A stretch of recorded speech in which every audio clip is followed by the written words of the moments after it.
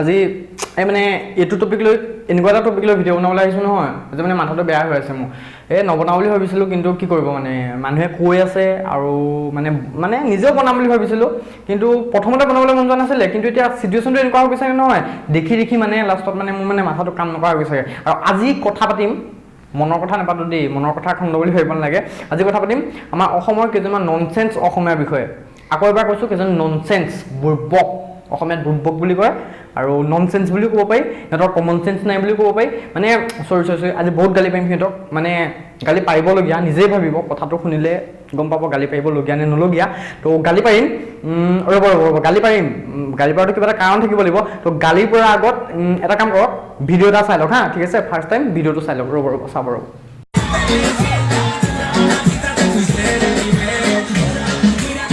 অঁ চালে নহয় ভিডিঅ'টো চাই কি দেখিলে কিবা এটাতো দেখিছে এতিয়া মই কৈ আছোঁ ৰ'ব সেইটো ভিডিঅ' যিটো ভিডিঅ' দেখিলে সেইটো যে বিহু ডান্স যে মাৰিছে বিহু ড্ৰেছ পিন্ধি সেইটো কোনোবা এখন কলেজৰ এতিয়া নহয় মানে ৰিচেণ্ট নহয় কেইদিনমানৰ আগৰ আজিৰ পৰা আপোনাৰ মিনিমাম চাগে 1 মাহ বা 15 দিন 20 দিনমানৰ আগৰ ভিডিঅ' হ'ব কিন্তু বহুত দিনৰ আগতে মোলৈ দিছিলে আৰু কথাটো হ'ল সেইটো কোনোবা এখন কলেজৰ মই কলেজখনৰ নামটো পাহৰিলোঁ কোনোবা এখন কলেজৰ ফেচাৰ্ছত নচা ভিডিঅ' ফেচাৰ্ছত নাচিছিলে মানে ফেচাৰ্ছ খতম হোৱাৰ পাছত নে খতম হোৱাৰ আগত নে কেতিয়া নাচিছিলে নাজানো মুঠতে নাচিছিলে আৰু এতিয়া কথা হ'ল কি গানত কি ড্ৰেছ পিন্ধি নাচিছে বাৰু চাওকচোন এবাৰ চালে নহয় কি গানত কি ড্ৰেছ পিন্ধি নাচিছে বিহু ড্ৰেছ পিন্ধি কি গানত নাচিছে তাকো এখন কলেজত নিজে ভাবক ননচেন্স বুলি নকয় কি বুলি ক'ম ননচেন্সেই ন সিহঁতি আৰে তাত কি টিচাৰ নাছিলে নেকি তাত কি টিচাৰবিলাকে দেখা নাছিলে নেকি কেনেকৈ মন গ'ল আমাৰ বিহু আমাৰ যিটো আমাৰ সংস্কৃতি বিহুক আমি সন্মান কৰোঁ আৰু যি বিহুৱে আজি আমাক অসমীয়া বুলি জীয়াই ৰাখিছে যি বিহুৱে আমাক অসমীয়া বুলি পৰিচয় কৰাব পাৰিছে সেই বিহুক কিয় মানে সেই বিহুক অপমান কৰিছে আৰে গানটো চাওক গানটো চালে আপোনালোকৰ গানটো চাওক আৰু ড্ৰেছটো চাওক ঠিক আছে সেই কলেজত নাচিছে ফেচাৰ্ছ পাতিছে প্ৰব্লেম নাই কিন্তু বিহু ড্ৰেছযোৰ পিন্ধি তেনেকুৱা ডান্স কিয় দিবলগীয়া হ'ল কিয় মানে বিহু ড্ৰেছযোৰ পিন্ধি কিয় বেলেগ ড্ৰেছ পিন্ধি কিয় নাচিব নোৱাৰিলে বিহু ড্ৰেছযোৰ কিয় অপমান কৰিছে অসমক কিয় অপমান কৰিছে অসমীয়া আৱেগত কিয় আঘাত সানিছে কোনে সাহস দিলে তাত কি টিচাৰ নাছিলে নেকি তাত কি বয়োজ্যেষ্ঠ মানুহ নাছিলে নেকি তেওঁলোকে কি দেখা নাছিলে নেকি তেওঁলোকে কি প্ৰতিবাদ কৰিব পৰা নাছিলে নেকি নে সেইখন কলেজেই নহয় মানে কি সেইখন কিয় মানে তেনেকুৱা কৰিছে উত্তৰ দিব পাৰিবনে কোনোবাই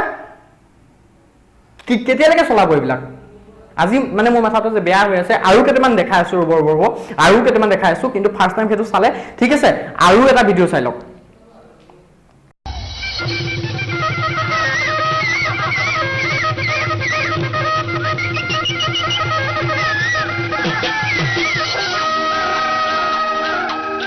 वसंत के आगमन पर किया जाने वाला बिहू सुरीली बांसुरी और लोक धुनों पर मस्ती से झूमता है ये देता है कंधे कलाई और पीठ को लचीलापन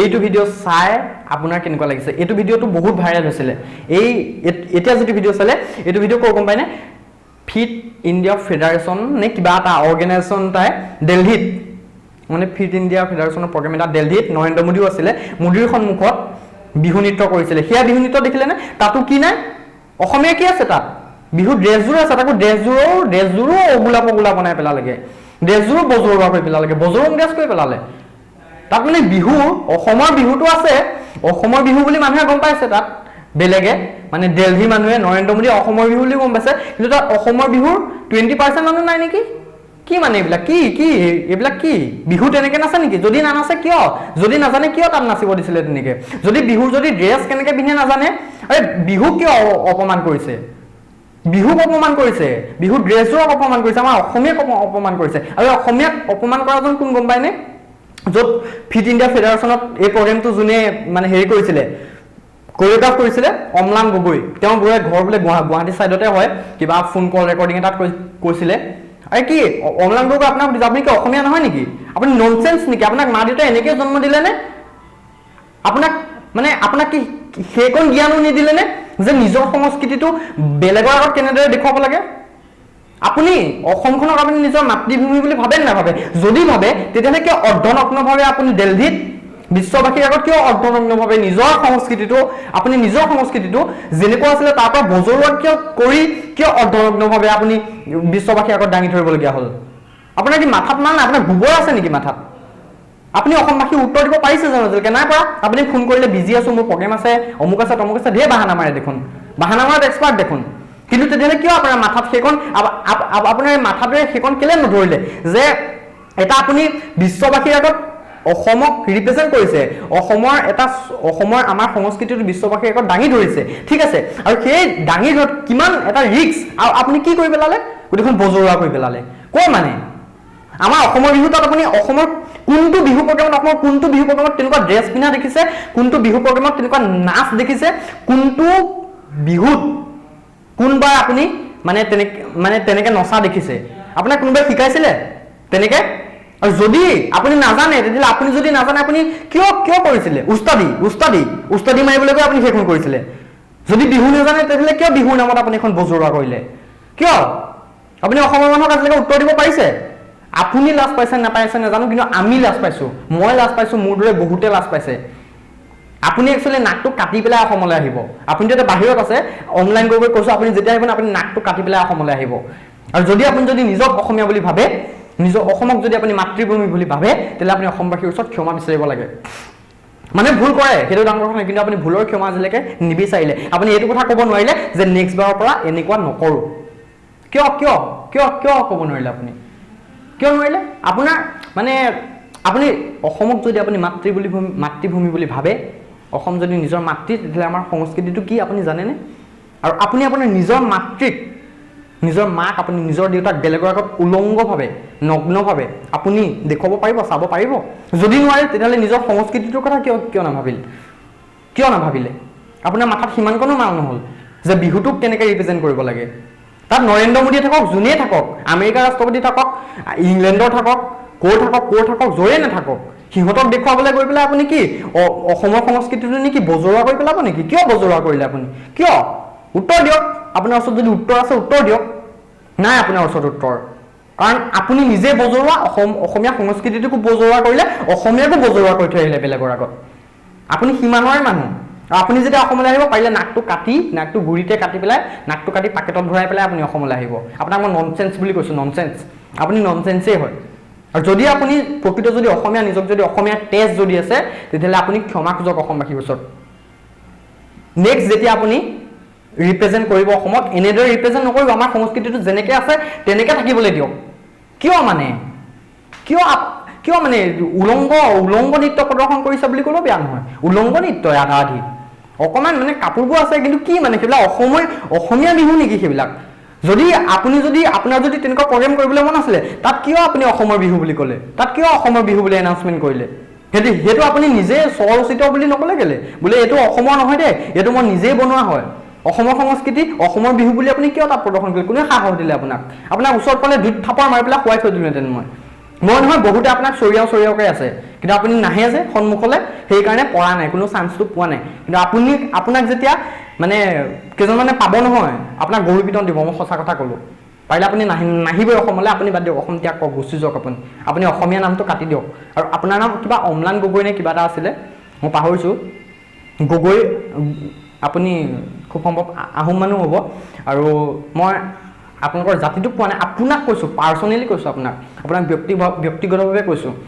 আপুনি এজন ননচেন্স হয়, আপোনাৰ মাথাত মাল নাই, আপুনি এজন বুৰ্বক হয়, আৰু আপুনি অসমীয়াক অপমানিত কৰিছে, অসমীয়াৰ আৱেগক আপুনি ভৰিৰে মোহাৰিছে। মোক খং উঠি আছে, বহুত খং উঠিছে। ৰ'ব, আৰু গালি পাৰিবলৈ আছে। তাৰ আগত আৰু এটা ভিডিঅ' ক্লিপ চাই লওক।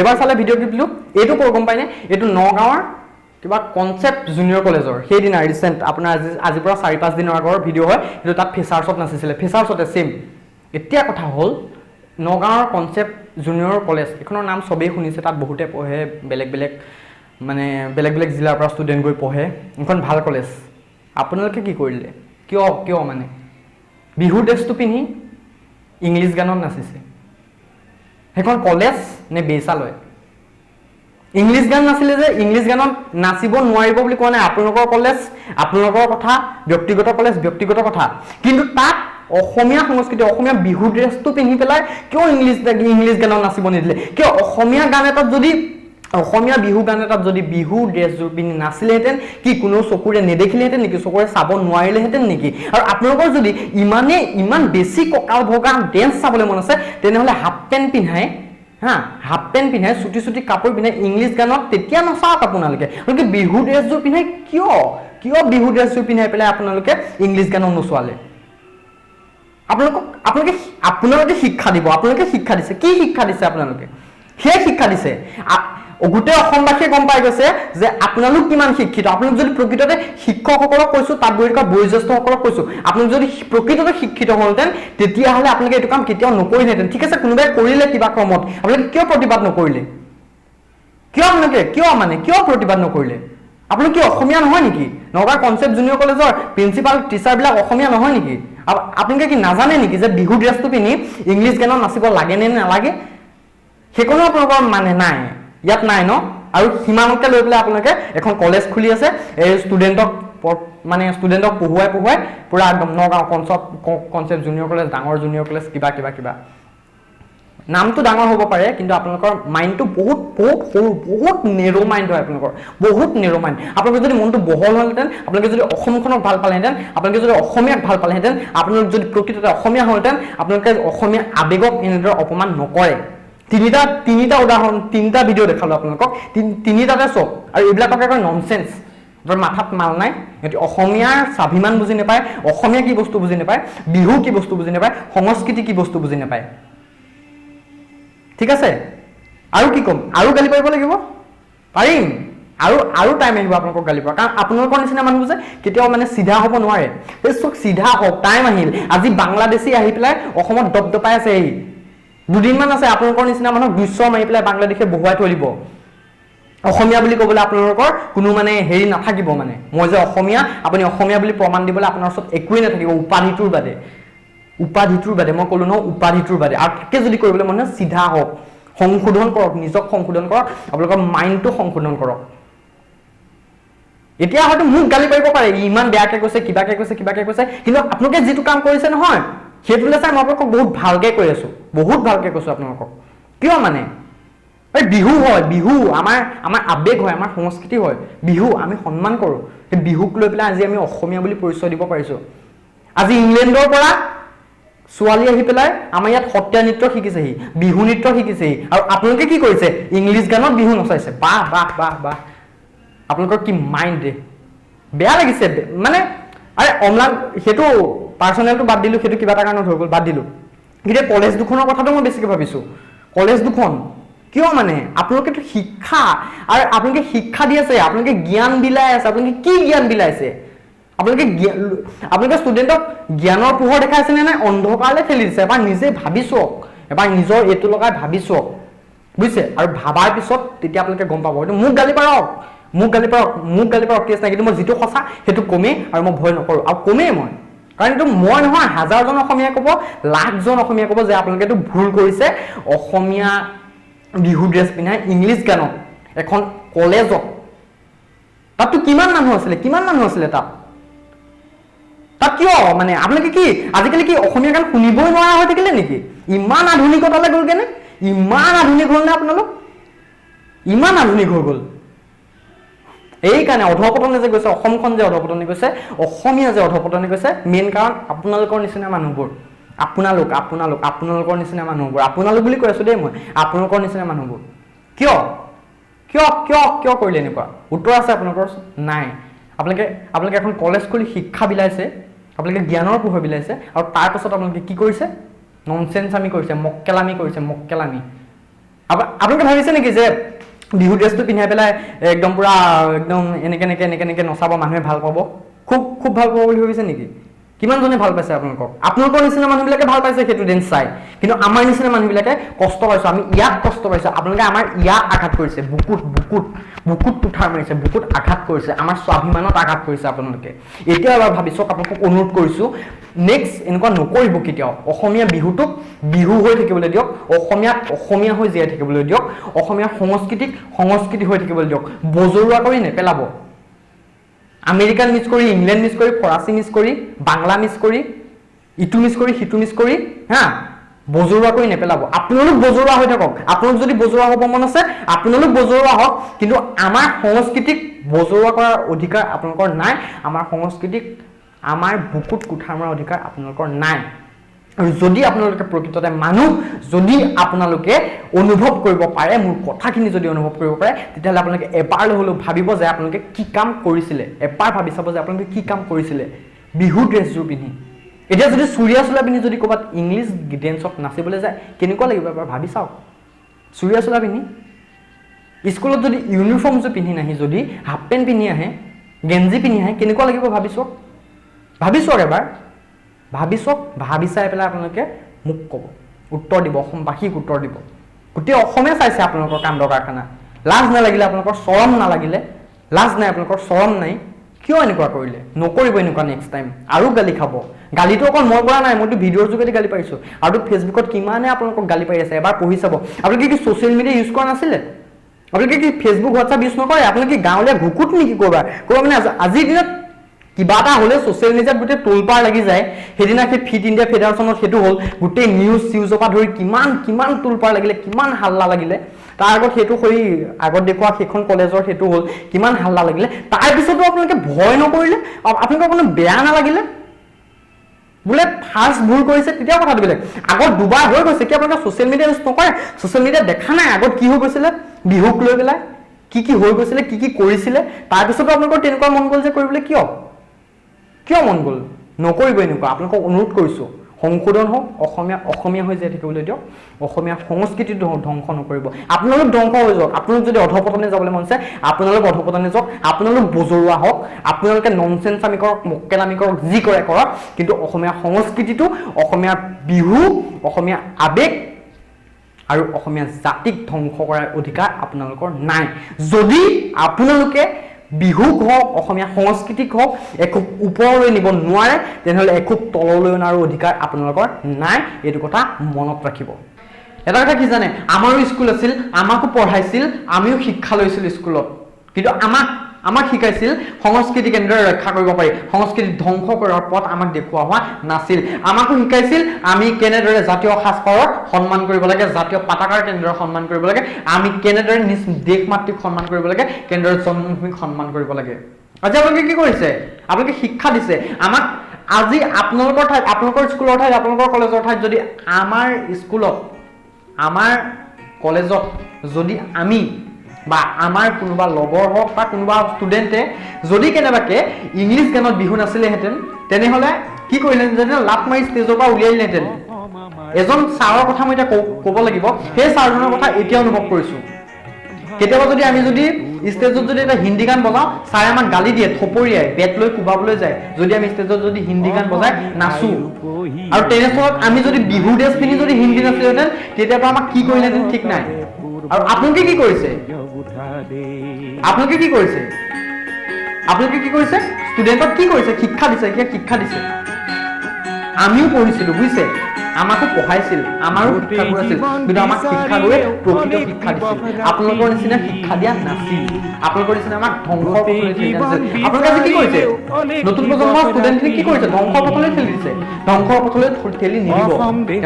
এইটো বাদ দেশত কেনেদৰে তেওঁলোকে সফল হ'ব পাৰে। আৰু আপোনালোকে আজি যিটো ৰাস্তাত ৰৈ গৈছে, তেনেদৰে হ'বলৈ হ'লে বেছি দিন নাই। তেওঁলোকে ৰাস্তাত হাফ পেণ্ট পিন্ধি আপোনালোকৰ আগতে ঘূৰি ফুৰিব। তেতিয়া আপোনালোকৰ